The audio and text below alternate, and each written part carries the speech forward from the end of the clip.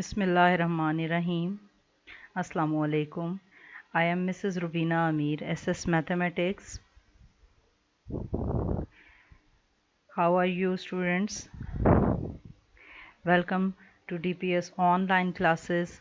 हम लोग chapter number 3 के बारे में जो मैट्रिसेस और डिटर्मिनेंट है इसके बारे में जो पढ़ चुके हैं वो टॉपिक्स कुछ इस तरह हैं. Multiplicative inverse of a matrix, elementary row and column operations on matrix, echelon and reduced echelon form of a matrix. Today we will learn about solution of system of linear equation.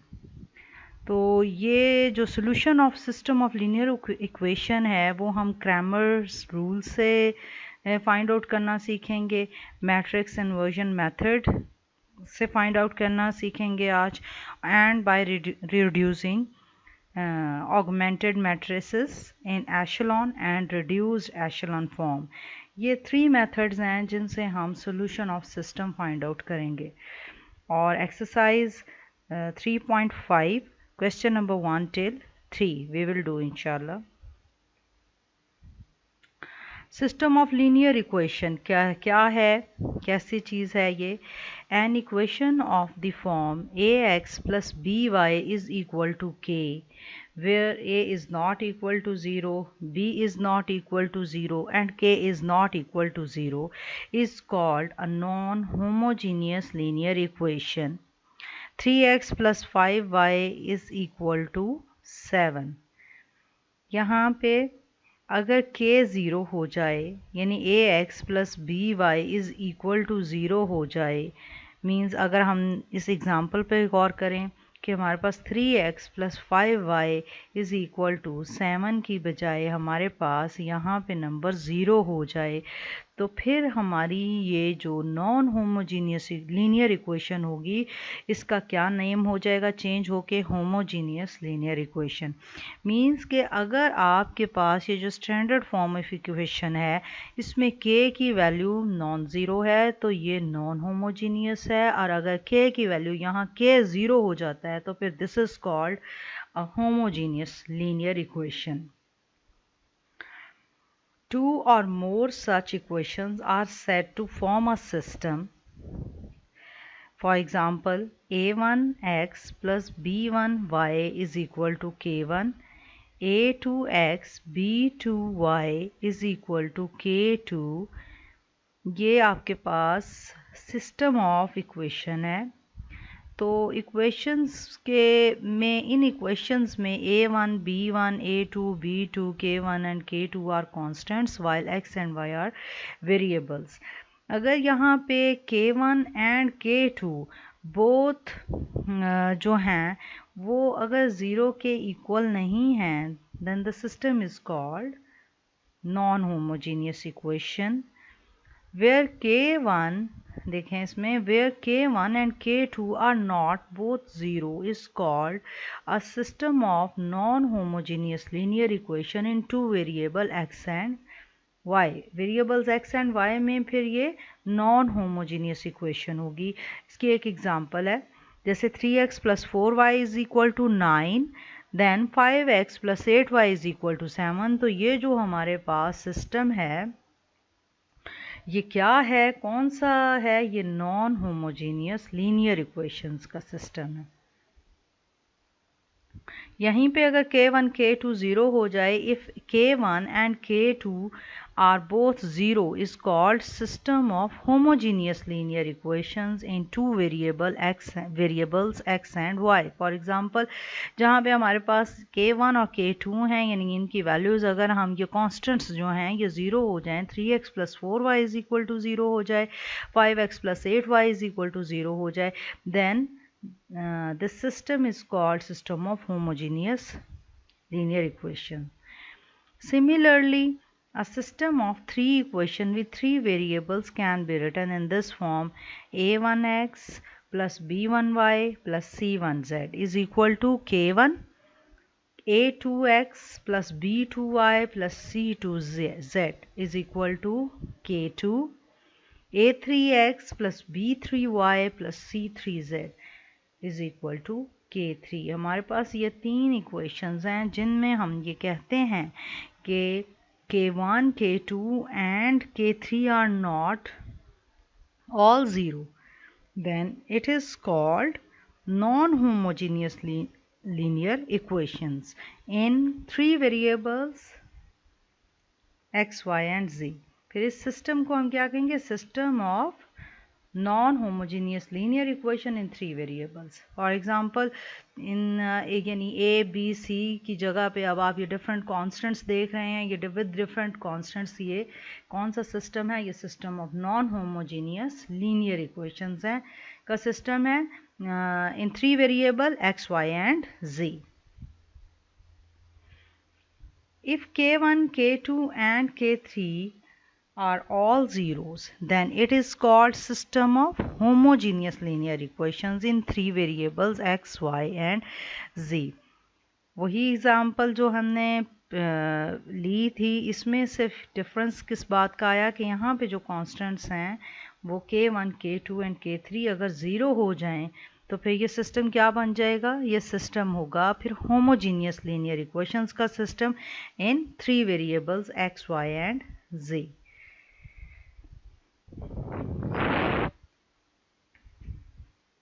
अब हम solve करते हैं exercise 3.5 में question number 1 है। हमने question number 1 में solve करना है सिस्टम ऑफ लीनियर इक्वेशन को bye using Cramer's rule. Cramer's rule already भी हमने किया, 10th क्लास में भी किया, तो इसके बारे में आपके पास एक आई होप सो एक अच्छा प्रीवियस नॉलेज भी होगा। अब हम आज ये जो क्वेश्चन है इसको करेंगे first of all by using Cramer's rule. हम सिस्टम ऑफ इक्वेशन को सॉल्व करेंगे। तो इसमें फर्स्ट इक्वेशन है हमारे पास 2x + 2y + z is equal to 3, 3x - 2y - 2z is equal to 1, 5x + y - 3z is equal to 2। सबसे पहले हम इस सिस्टम में जो है वो मैट्रिक्स फॉर्म जो है वो शो करेंगे। Matrix form of this system is, ये फर्स्ट ऑफ ऑल जो आप सबसे पहले ये जो मैट्रिक्स देख रही हैं ये मैट्रिक्स ऑफ कोफिशिएंट्स है। कोफिशिएंट्स किसके? वेरिएबल्स के जो कोफिशिएंट हैं, जो सिस्टम में आपके पास वेरिएबल्स थे x, y, z, उनको जो कोफिशिएंट हैं वो उनको इस मैट्रिक्स में लिखा गया है। ये 3 variables in the form of column matrix हैं and this is called constant, matrix of constant. A के साथ हम डिनोट करते हैं अपने इस मैट्रिक्स को हम बाय यूजिंग ए, और जो वेरिएबल्स का है हमारे पास मैट्रिक्स, इसको हम कैपिटल X के साथ लिखेंगे। एक्चुअली हमारे पास x, y और z जो हैं इनकी वैल्यूज़ ही हमारे पास सॉल्यूशन सेट होगा, और b जो है ये हमारे पास कॉलम मैट्रिक्स। ये आपके पास मैट्रिक्स है, इसका हम फर्स्ट ऑफ ऑल डिटर्मिनेंट लेंगे और डिटर्मिनेंट उसी मेथड से लेंगे जो हम ऑलरेडी कर चुके हैं। मींस कि हम इसको R1 से एक्सपैंड करेंगे। एक्सपेंशन आपकी चॉइस है, आप R1 से करें, आप R2 से करें, आप R3 से। डिटर्मिनेंट के बारे में आप लोग बहुत डिटेल के साथ इन योर प्रीवियस लेक्चर्स पढ़ चुके हैं। फिर एक्सरसाइजेज में आप लोगों ने with different properties, with different identities भी डिटर्मिनेंट्स की एक्सपेंशन की है, उन्हें प्रूव किया है। It's your own choice, this is your choice कि आप इसको R1 से एक्सपेंड करते हैं, R2 से, या कॉलम वाइज इसकी एक्सपेंशन करते हैं। ये तो आप लोगों ने सीखी है प्रीवियस एक्सरसाइजेज में भी। मैं आपको ये रिकॉल करा देती हूँ। फर्स्ट और एंट्री जो है आपके पास है यहाँ है वो 2। सो हम अपने मैट्रिक्स में जो फर्स्ट रो और फर्स्ट कॉलम है इसको डिलीट कर देंगे, और ये जो रिमेनिंग मैट्रिक्स रिमेनिंग डिटर्मिनेंट ये जो हमारे पास बनता है, हम क्या करते हैं इसको इस फॉर्म में लिख देते हैं। और दूसरा ये क्या होता है, ये कोफैक्टर है, ये माइनर है। ये आपको प्रीवियस लेक्चर में मैंने बहुत डिटेल से कोफैक्टर और माइनर का समझाया था कि माइनर एंड कोफैक्टर क्या होते हैं। और फाइनली ये चीज़ आ जाती है कि हम इस पे इनकी एक्सपेंशन करते हैं, फिर इनमें से जो वैल्यू है वो डिटर्मिनेंट ऑफ ए की फाइंड आउट करते हैं। मींस आप कोफैक्टर जो हैं वो कैलकुलेट करके आपके, और फिर या माइनर्स के साथ करके सिंपल एक्सपेंशन का फार्मूला लगा के अब किसी भी मेथड से आप डिटर्मिनेंट की एक्सपेंशन कर सकते हैं।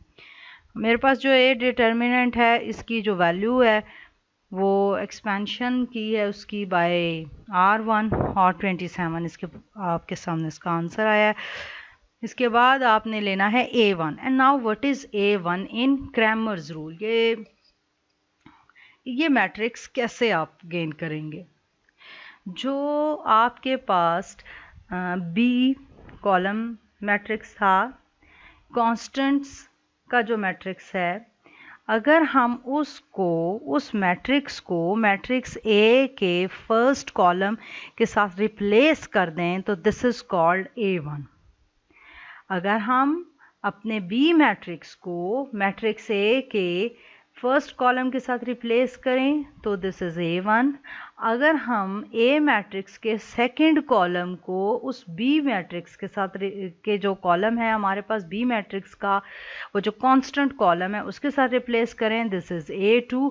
और अगर हम ए मैट्रिक्स के थर्ड कॉलम के साथ बी को रिप्लेस करेंगे this is A3। Cramer rule जो है उसके लिए हमें A1 मैट्रिक्स का डिटर्मिनेंट, A2 मैट्रिक्स का डिटर्मिनेंट और A3 मैट्रिक्स का डिटर्मिनेंट चाहिए होता है। तो हम अपने A1 की एक्सपेंशन बाय यूजिंग रो 1 करेंगे और हमारे पास डिटर्मिनेंट का आंसर होगा 27। इसके बाद आपने फाइंड आउट करना है A2।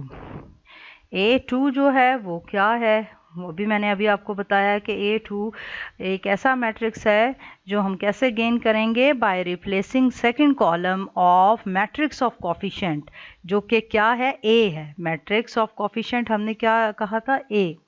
तो A के सेकंड कॉलम को जब हम B के साथ रिप्लेस करेंगे तो हमारे पास A2 होगा। जब हमारे पास ये मैट्रिक्स आ जाता है तो हम इसका डिटर्मिनेंट लेंगे। डिटर्मिनेंट कैलकुलेट करने के लिए अगेन वही मेथड है एक्सपेंडिंग बाय R1। तो आपके पास ये जो एक्सपेंशन है वो आपको वैल्यू देगी A2 का आंसर होगा आपके पास 0। नाउ वी विल सी कि A3 हमने कैसे लेना है उन्हीं पैटर्न्स पे जो अभी डिस्कशन हुई हमारी। फिर हम इसका डिटर्मिनेंट कैलकुलेट करेंगे, जो इसका डिटर्मिनेंट होगा वो भी उसी तरीके से फाइंड आउट हो जाएगा। तो हमारे पास जो A3 का डिटर्मिनेंट है उसकी वैल्यू आएगी 27। अब हमने आना है वैल्यूज़ x y z की वैल्यूज़ कैलकुलेट करने पे कि वो कैसे हम फाइंड आउट करेंगे। हमारे पास x जो होगा, ये x क्या है, x एक वेरिएबल है। हमने यही जो 3 वेरिएबल्स हैं हमारे सिस्टम ऑफ लीनियर इक्वेशन में x y z, हमने इनकी वैल्यूज़ फाइंड आउट करनी है। यही वैल्यूज़ एक्चुअली हमारा सोल्यूशन है, सोल्यूशन ऑफ सिस्टम है हमारा। तो x जो होगा वो बाय यूजिंग क्रैमर रूल हमारे पास होता है determinant of A1 over determinant of A। ये जो वैल्यूज़ हैं हमने ऑलरेडी कैलकुलेट की हुई हैं। A1 जो है वो 27 है, डिटर्मिनेंट ऑफ A भी 27 है and we will get 1। Now y क्या है, y is determinant of A2 over determinant of A। हमारे पास A2 की जो वैल्यू आई थी डिटर्मिनेंट की वो आई है 0 while determinant of A is equal to 27। That's Y 0 over 27 is equal to 0. Now z क्या है, a determinant of A3 over determinant of A। तो क्या आया हमारे पास डिटर्मिनेंट ऑफ A3 हमारे पास आया है 27 और डिटर्मिनेंट ऑफ A जो है वो हमारे पास है 27। सो 27 डिवाइडिंग बाय 27 हमारे पास जो आंसर आएगा वो क्या होगा, वो 1 होगा। तो x, y एंड z की वैल्यूज़ जो हैं वो 1, 0 और 1 हम लोगों के पास आई हैं। अब हमने इनको ऑर्डर ट्रिपल में लिखना है। एक्चुअली यही हमारा सॉल्यूशन सेट है, लेकिन इनको लिखते हुए इनके ऑर्डर को कंसीडर करना है और ध्यान से लिखना है। सबसे पहले जो होगी ये पोजीशन ऑर्डर ट्रिपल में, सबसे पहले हम x वेरिएबल की वैल्यू, सेकंड पे हमारे पास सेकंड वेरिएबल की वैल्यू y की, और यहाँ पे हम थर्ड वेरिएबल अपने z की वैल्यू लिखेंगे, and this is called 101 is solution set of our system. Now question number 2, part number 1. Use matrices to solve the following system of linear equations. हम लोगों ने जो linear equation का ये system given है, x minus 2y plus z is equal to minus 1, 3x plus y minus 2z is equal to 4, y minus z is equal to 1. सबसे पहले हमारे पास ये जो सिस्टम मौजूद है, हमने मैट्रिसेस को यूज़ करते हुए इस सिस्टम का सॉल्यूशन जो है वो फाइंड आउट करना है. मैट्रिसेस को कैसे यूज़ करना है? मैट्रिसेस को यूज़ करने के मीनिंग है हम ए इनवर्स लेके एडजॉइंट कैलकुलेट करके फिर उससे जो इक्वेशन है उसका, जो हमारे पास सिस्टम है, सिस्टम ऑफ इक्वेशन है, उसका सोल्यूशन फाइंड आउट करेंगे. हमारे पास फर्स्ट इक्वेशन हम लोगों ने जो है वो x minus 2y plus z equal to -1 है.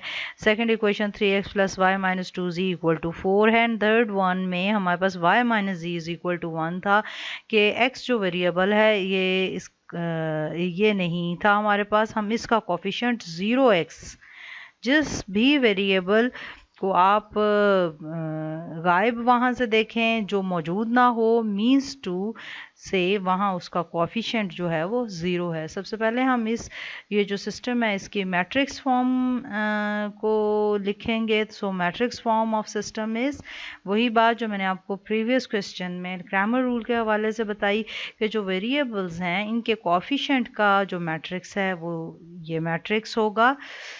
सेकेंड, जो हमारे सिस्टम के अंदर अननोन है, जो वेरिएबल्स हैं, ये उन अननोन्स का मैट्रिक्स है. और थर्ड जो होता है वो हमारे पास कॉलम मैट्रिक्स जो है ये कांस्टेंट्स का जो है वो मैट्रिक्स होता है. कांस्टेंट्स मींस ये जो हमारे पास k1 k2 k3 हमने पढ़े हैं, ये कांस्टेंट्स का है, कॉलम मैट्रिक्स है. इसमें हम इनको a, x और b का नेम देंगे. नेक्स्ट हम लोगों ने जो फाइंड आउट करना है वो डिटर्मिनेंट ऑफ ए, यानी कोफिशिएंट जो हैं, मैट्रिक्स ऑफ कोफिशिएंट्स है. इन कोफिशिएंट ए जो मैट्रिक्स ऑफ कोफिशिएंट है इसका डिटर्मिनेंट फाइंड आउट करना है. डिटर्मिनेंट फाइंड आउट करके हम देखेंगे कि इस मैट्रिक्स का इन्वर्स जो है वो एग्जिस्ट करता है. सबसे पहले हमारा जो कोफैक्टर है वो A11 है. A11 कैलकुलेट करना मैंने अपने प्रीवियस लेक्चर में आप लोगों को बताया था. ये सब्सक्रिप्ट नोटेशन पे आप गौर करें. -1 की पावर में वो नंबर्स ऐड करके लिखें, इनटू आप लिखेंगे माइनर ऑफ दैट एलिमेंट. जैसे A11 का माइनर चाहिए है तो A11 जो है वो फर्स्ट रो फर्स्ट कॉलम में एग्जिस्ट करता है. सो आप फर्स्ट रो फर्स्ट कॉलम को डिलीट कर दें. जो रिमेनिंग आपके पास एंट्रीज होती हैं उनका आप डिटर्मिनेंट कैलकुलेट कर लें तो आपके पास A11 आ जाता है. A11 को जब हमने सॉल्व किया तो बाय सिंप्लीफाइंग हमें उसका आंसर मिलेगा 1. A11 कैलकुलेट करने के बाद आप करेंगे मैट्रिक्स आपके सामने A12 के लिए भी उसी तरह फर्स्ट रो और सेकंड कॉलम में ये जो है हमारे पास A12 की पोजीशन है तो हम -1 की पावर 1 + 2 लिखेंगे. अब क्या होगा, हम फर्स्ट रो और सेकंड कॉलम डिलीट कर देंगे तो रिमेनिंग हमारे पास जो एंट्रीज बचती हैं वो 3 कॉलम वाइज देखेंगे. 3 0 -2 -1. तो आप इसको फिर सिंप्लीफाई करेंगे, डिटर्मिनेंट की एक्सपेंशन होगी. सिंप्लीफिकेशन के बाद जो हमारे पास A12 का आंसर है वो हमारे पास 3 आएगा. इन द सेम वे हम A13 कैलकुलेट कर सकते हैं, उसका आंसर हमारे पास 3 आएगा. तो रिमेनिंग जो हैं वो सारे कोफैक्टर्स कैलकुलेट करने के बाद हम डिटर्मिनेंट इसका देखते हैं वो क्या आया है. डिटर्मिनेंट जो है हमारे पास -2 है. This is not equal to 0. ये अगर डिटर्मिनेंट 0 हो जाता है तो फिर A इन्वर्स एग्जिस्ट नहीं करता. A इन्वर्स एग्जिस्ट नहीं करेगा तो सोल्यूशन ऑफ सिस्टम भी एग्जिस्ट नहीं करेगा. AIJ ये भी आप लोगों ने प्रीवियस लेक्चर में पढ़ा है. What is this? Aij is matrix of cofactors। तो जो हमने cofactors A11, A12, A13 calculate किए हैं, उसके बाद A21, A22, A23, 31, 32, 33 ये जो हैं इनका हमने ले लेना होता है ट्रांसपोज। जब हम इनका लेते हैं ट्रांसपोज तो वो होता है हमारे पास एडजॉइंट ऑफ ए।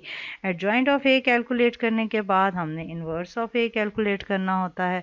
इन्वर्स क्या होता है? Adjoint of A over determinant of A. अब हमारे पास एडजॉइंट क्या है? ये वाला मैट्रिक्स है। डिटर्मिनेंट इस जो मैट्रिक्स ए का था वो क्या है? -2 है, तो हम इसकी सारी एंट्रीज को -2 से डिवाइड कर देंगे, तो हमारे पास ये ए इनवर्स आता है। लेकिन अभी हम अपने इस प्रोसेस को हम डिवाइड नहीं करेंगे, बिकॉज हमारे पास हमने इसमें सिर्फ इन्वर्स नहीं कैलकुलेट करना, हमने अपने इस क्वेश्चन में solution of system find out करना है। सोल्यूशन जो है हमारे पास x is equal to A inverse B है। ये अभी आप ऑलरेडी पढ़ चुके हैं, ए इनवर्स बी है। अब ए इनवर्स और बी हमारे पास मैट्रिक्स ऑफ कांस्टेंट था, और ए इनवर्स हमारे पास ये आपके सामने जो है 1/2 इंटू दिस मैट्रिक्स है। अगर हम यहाँ से 2 से इसको पहले डिवाइड कर देते तो ये सब फ्रैक्शंस में आ जाती हैं ये वैल्यू, और फ्रैक्शंस की मल्टीप्लिकेशन हमें करनी पड़ती। अब इसलिए हम इसको यूजुअली यहीं पे ही रखते हैं, नंबर जो है वो एज इट इज़ ही रहता है। हम पहले मैट्रिसेस की प्रोडक्ट ले लेते हैं, प्रोडक्ट के बाद जो हमारे पास आंसर आता है फिर हम उसको डिवाइड कर देते हैं। तो ये हमारी सिंप्लीफिकेशन को ईजी भी बना देता है और उसमें गलती होने के चांसेस बहुत कम हो जाते हैं। तो हम फाइंड आउट करेंगे इसकी प्रोडक्ट को हम करेंगे सिंप्लीफाई। सिंप्लीफिकेशन के बाद जो हमारे पास मैट्रिक्स आता है वो है -2 0। अब हम अपने इस कॉलम मैट्रिक्स को -2 से डिवाइड करते हैं, तो हमारे पास जो रिजल्टेंट मैट्रिक्स आता है वो आता है 1 1 0। अब ये 1 1 0 x है, x क्या है? ये मैट्रिक्स ऑफ वेरिएबल था हमारे पास। इसमें से जो फर्स्ट वैल्यू है वो x की है, जो सेकंड यहाँ पे होता है वेरिएबल वो y है, जो यहाँ पे थर्ड पे एंट्री होती है इसकी रो कॉलम वाइज वो होता है z। तो यहाँ पे हमारे पास x 1 है, y 1 है और z 0 है। तो हमारे पास यही सोल्यूशन ऑफ सिस्टम बनता है 1 1 0। अब हम लोगों ने solution of system find out करना है by using elementary row and column operations. ये आप लोगों ने 3.4 प्रीवियस लेक्चर था, जो क्वेश्चन नंबर 6 से 10 तक का लेक्चर है, उसमें ये elementary row and column operations on a matrix बहुत डिटेल के साथ डिस्कस किए गए हैं। अब इस वाले जो लेक्चर जो ये लेक्चर है इसमें आपके साथ ये डिस्कस कर लूँगी, क्योंकि हमने इन्हें यूज़ करना है तो मैं आपको ये रिकॉल करा देती हूँ। Following are the elementary row and column operations: interchanging any two rows or columns, multiplying any row or column by a non-zero number, adding a multiple of one equation to another row or column। Means first number पे हम कोई से दो रोज़ और column matrix की interchange कर सकते हैं। सेकेंडली ये कि हम किसी रो या कॉलम को किसी नॉन ज़ीरो नंबर से मल्टीप्लाई कर सकते हैं। नंबर 3 ये है कि किसी रो या कॉलम को किसी नॉन ज़ीरो नंबर से मल्टीप्लाई करके हम उसको किसी और कॉलम या रो में ऐड भी कर सकते हैं। तो ये 3 ऑपरेशंस हैं जो हम मैट्रिक्स पे अप्लाई करके solution of system find out कर सकते हैं। Echelon form of a matrix क्या हमने पढ़ी थी कि an m cross n matrix A is called row echelon form. In each successive non zero row the number of zeros before leading entry is greater than the number of such zeros in the preceding row। Second हमने पढ़ा कि every non-zero row in A precedes every zero row if any। Third हमने पढ़ा कि the first non-zero entry or leading entry in each row is 1। ये 3 बातें थीं कि हर सक्सेसिव रो में नंबर ऑफ ज़ीरो प्रीसीडिंग रो से ज़्यादा होंगे। नंबर 2 ये हमने पढ़ा था कि अगर आपके पास कोई भी 3/3 का सपोज मैट्रिक्स है तो उसकी सेकंड रो पूरी की पूरी ज़ीरो है, जबकि उसकी थर्ड रो में 2 ज़ीरोज़ हैं और थर्ड नंबर पे कोई एंट्री है। तो आप सेकंड और थर्ड को इंटरचेंज कर लें ताकि आपके पास सक्सेसिव रोज़ में नंबर ऑफ़ ज़ीरोज़ जो हैं वो प्रीसीडिंग रो से ज़्यादा ही हों। क्योंकि यही फिर एशेलॉन फॉर्म बनेगी। अगर ये कंडीशन पूरी नहीं होती तो फिर वो एशेलॉन फॉर्म नहीं कंसीडर होगी। तो थर्ड ये है कि जो नॉन ज़ीरो एंट्री है इट शुड बी, जो लीडिंग एंट्री है इट इज़ इक्वल टू 1। उसके बाद आपने इसका जो अगला था वो था reduced echelon form of a matrix. And m cross n matrix A is called in reduced echelon form if it is in row echelon form and first non-zero entry or leading entry in Ri lies in Cj, then all other entries of Cj are zero। कि जो first non zero entry है या जो leading entry है किसी भी रो में, जो लीडिंग एंट्री आती है जो उस कॉलम के अंदर अदर देन दैट एंट्री, ऊपर नीचे जहाँ पे भी है वो एंट्री, उस कॉलम के अंदर बाकी सारी एंट्री ज़ीरो होनी चाहिए। मीन्स के जिस रो में कोई नॉन ज़ीरो एंट्री आती है उस कॉलम में all other entries should be zero, तो वो आपके पास रिड्यूस्ड एशेलॉन फॉर्म बन जाएगी मैट्रिक्स की।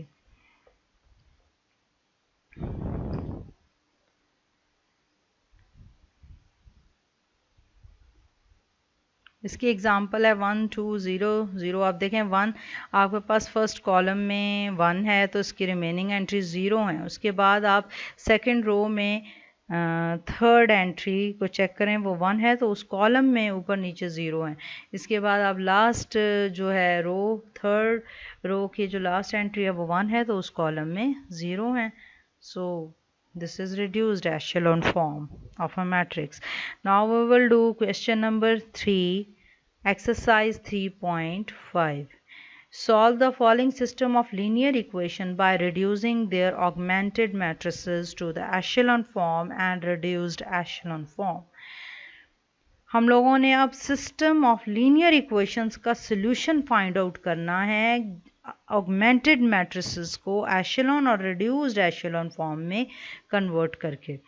अब यहाँ पे हमारे पास जो मैट्रिक्स ऑफ कोफिशिएंट है वो 1 -2 -2 2 3 1 5 -4 और 3 होगा। और जो हमारे पास कांस्टेंट है मैट्रिक्स है जिसको हम b से भी शो करते हैं वो -1 1 और 1 है। हम डॉट्स यूज़ करेंगे डॉटेड फॉर्म में जब हम अपना मैट्रिक्स इस तरह लिखेंगे कि इस मैट्रिक्स ए जो मैट्रिक्स ऑफ कोफिशिएंट है इसकी लेफ़्ट साइड पे अपेंड कर देंगे जो हमारे पास मैट्रिक्स है कॉन्स्टेंट्स का। तो this is called augmented matrix. इसे हम सॉल्व करेंगे। पहले हम इसको एशेलॉन फॉर्म में कन्वर्ट करेंगे। एशेलॉन फॉर्म में हम डिफरेंट रो एलिमेंट्री ऑपरेशंस लगा के इसे एशेलॉन फॉर्म बनाएंगे जो अभी हम लोगों ने डिस्कस किए हैं ऑलरेडी। हमने इनकी आप लोगों ने प्रैक्टिस भी की होगी प्रीवियस एक्सरसाइज में। सबसे पहले हमारा क्या एम होता है कि हमारे पास फर्स्ट नॉन ज़ीरो एंट्री या जो लीडिंग एंट्री है ये 1 होनी चाहिए। यहाँ पे ऑटोमेटिकली 1 है। So the next purpose is this कि हम इस कॉलम के अंदर रिमेनिंग एंट्रीज़ को 0 करेंगे। फॉर दिस पर्पस हम रो ऑपरेशंस यूज़ करेंगे R2 - 2 R1 and R3 - 5 R1। ये 2 ऑपरेशंस यूज़ करके हम लोगों ने फर्स्ट कॉलम की सेकंड और थर्ड एंट्री को 0 कर लिया है। इनको 0 करने के बाद नेक्स्ट हम लोगों का स्टेप ये होगा कि हमारे पास जो सेकंड रो है इसकी फर्स्ट नॉन ज़ीरो एंट्री 1 हम बना लें। तो इसको 1 बनाने के लिए हम ऑपरेशन यूज़ करेंगे R2 - R3 चेंज होगा R2 में। जब हम इन दोनों रोज़ का डिफरेंस लेंगे तो हमारे पास सेकेंड रो की जो फर्स्ट नॉन ज़ीरो एंट्री होगी वो 1 हो जाएगी। नेक्स्ट हमारा पर्पस होगा इस 1 को यूज़ करते हुए इसको 6 को हम 0 करेंगे। 6 को 0 करने के लिए R3 - 6 R2 होगा। यही ऑपरेशन थ्रू आउट मैट्रिक्स जो है वो ऑपरेट होता रहेगा। फर्दर ये कि हमारे पास जो होगी वो R3 में से हमने R3 को हमने 1/19 से मल्टीप्लाई करके अपनी जो लास्ट एंट्री है मैट्रिक्स में, थर्ड रो की थर्ड एंट्री को 1 बना लिया है। अब हमारे पास ये फॉर्म जो है वो एक echelon form of matrix, augmented matrix आ चुकी है।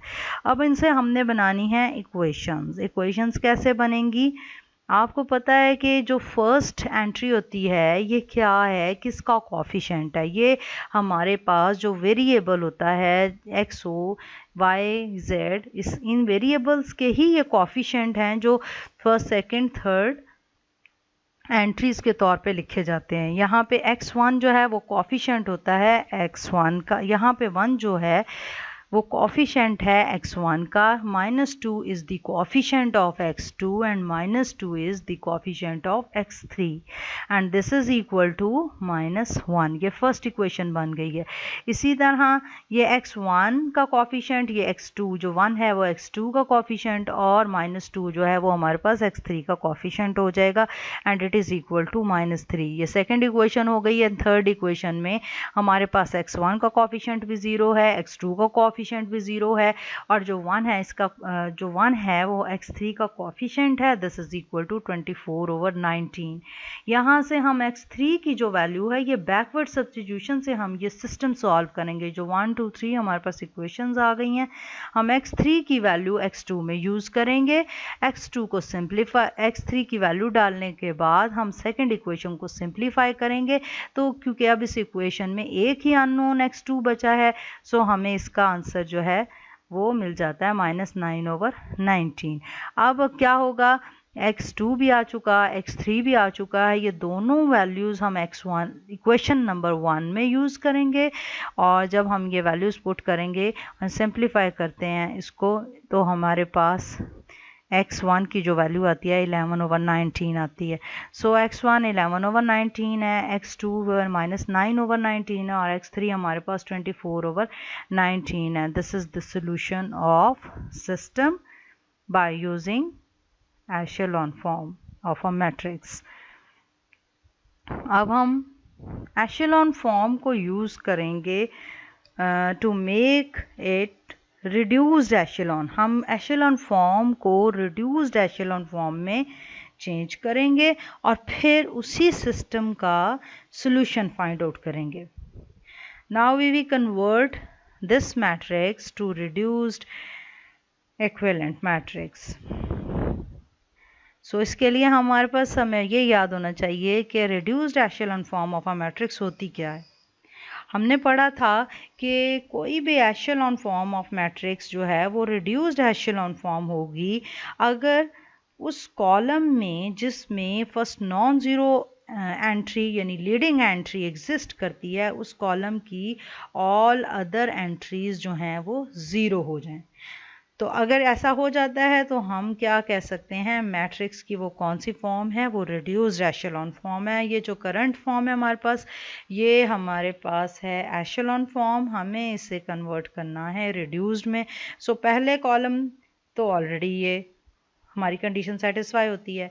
सेकंड कॉलम को चेक करें, इसमें -2 जो है ये ज़ीरो होना चाहिए अकॉर्डिंग टू कंडीशन, और जो थर्ड कॉलम है इसमें -2 और 6 को 0 होना चाहिए। अगर ये बाय यूजिंग ऑपरेशंस हम ये फाइंड आउट करते हैं तो हमारा मैट्रिक्स एशेलॉन फॉर्म से रिड्यूस्ड एशेलॉन में चेंज हो चुका है। अब आप इसमें चेक करें जो ऑपरेशंस हमने यूज़ किए हैं, R1 + 2 R2 किया है, next R1 + 6 R3 and R2 + 2 R3। ये ऑपरेशंस यूज़ करने के बाद जो मैट्रिक्स है वो क्या हो चुका है, वो रिड्यूस्ड एशेलॉन फॉर्म में आ चुका है। यहीं से हमने अब सॉल्यूशन के लिए इक्वेशंस निकालनी है। इक्वेशन नंबर 1 में मैंने जैसे आपको प्रीवियस पार्ट में बताया कि जो फर्स्ट हमारे पास एंट्री है ये x1 का कोएफिशिएंट है, जो सेकंड है वो x2 का कोएफिशिएंट है, और जो थर्ड एंट्री है वो x3 का कोएफिशिएंट है।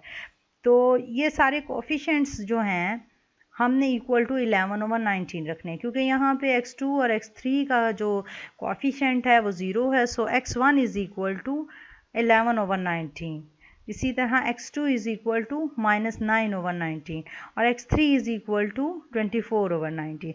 अगर हम अपने मैट्रिक्स को एशेलॉन से रिड्यूस्ड एशेलॉन में कन्वर्ट कर लेते हैं तो हमें ये फ़ायदा हो जाता है कि हमें इक्वेशंस को फर्दर सॉल्व नहीं करना पड़ता। जो हमने पिछले पार्ट में बाय बैकवर्ड सब्स्टिट्यूशन किया था वो नहीं करना पड़ता, डायरेक्ट हमें यहाँ से आंसर मिल रहे हैं।